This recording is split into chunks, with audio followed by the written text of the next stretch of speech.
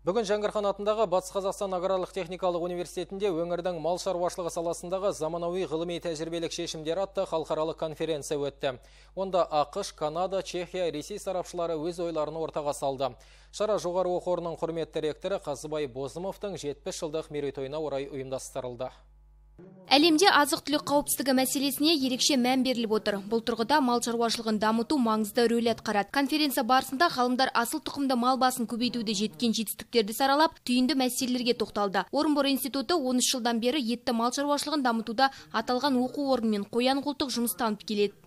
Негізгі мақсат қазақтың ақбас тұқымының сапалық деңгейін көтеру керек.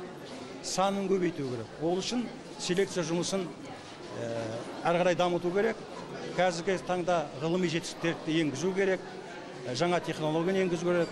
Америка, Чехия, Канада сынды құрлық асып келген мамандар бас қосқан шарада ауыл шаруашылығы ғылымдарының докторы профессор Жаңғырхан атындағы Батыс Қазақстан агротехникалық университетінің бұрынғы ректоры Қазыбай Бозымовқа құрмет көрсетілді. Тұтас ғұмырын саланың түлеуіне сарп еткен білікті маман биыл 70 жылдық мерейтойын атап өтпек. Бұл кісінің еңбектері біздің мал шаруашылығының өзінің спецификасына байланысты.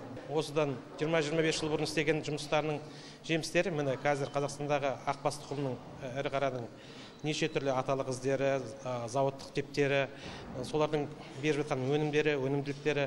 Көршілес елдер осы қазақтың ақбас тұқымының генофондын алуға да қызығушылық білдіріп отыр.